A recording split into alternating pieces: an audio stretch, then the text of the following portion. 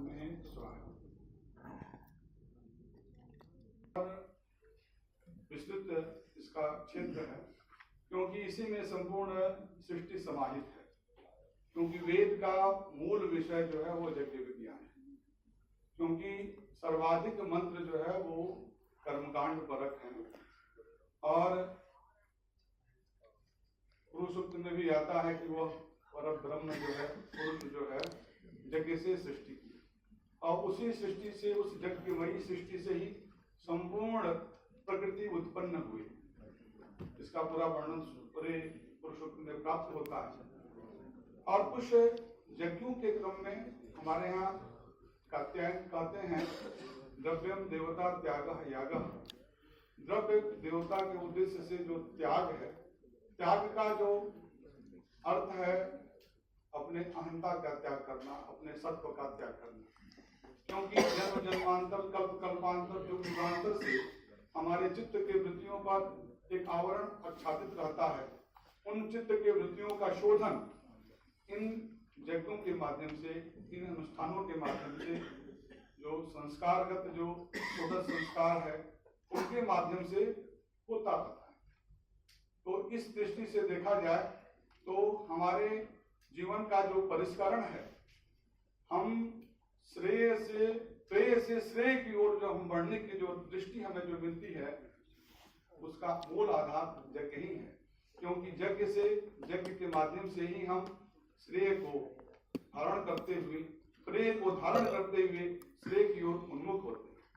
इसीलिए हमारे यहाँ जो 4 वर्ण आश्रम की व्यवस्था है उसमें ब्रह्मचर्य, गार्हस्थ, वानप्रस्थ और संन्यास, प्रेय से श्रेय की ओर, क्योंकि हम जब तक गार्हस्थ जीवन नहीं जिएंगे तब तक हम संन्यास की ओर से नहीं बढ़ सकते। तो ये सारा जो परिकल्पना है उसका मूल आधार अगर देखा जाए तो चित्त के वृत्तियों के शोधन का मूल आधार इन यज्ञीय सृष्टि के माध्यम से होता है।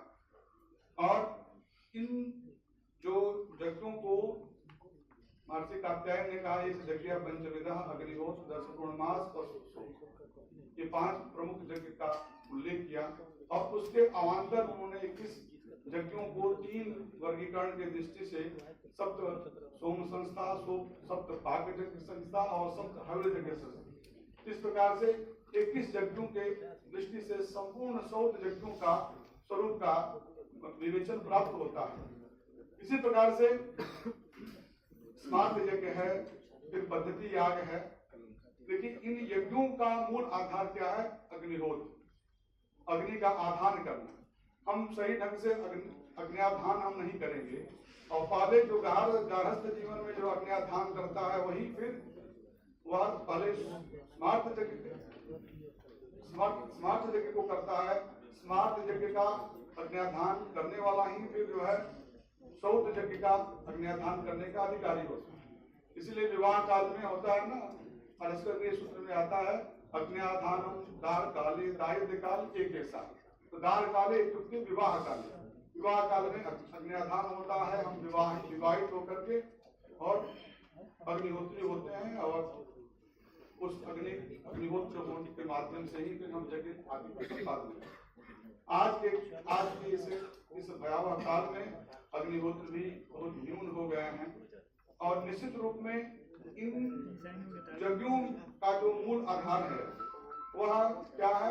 द्रव्य। हम देवताओं को प्रसन्न करते हैं। सामान्य रूप में अगर कहा जाए तो इन यज्ञों के माध्यम से हम देवताओं को प्रसन्न करते हैं। ऋग्वेद में एक मंत्र आता है, द्यावा और पृथ्वी शीघ्रम मध्यास्पृशम यज्ञम देवेषु यच्छता।